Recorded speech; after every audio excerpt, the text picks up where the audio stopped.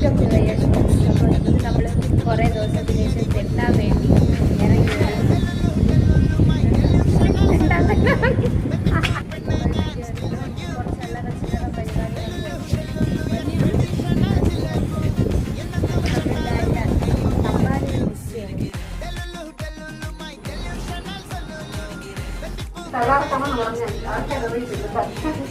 തലാറക്കോണ് ചെറുതായിട്ട് എനിക്കും കറങ്ങും.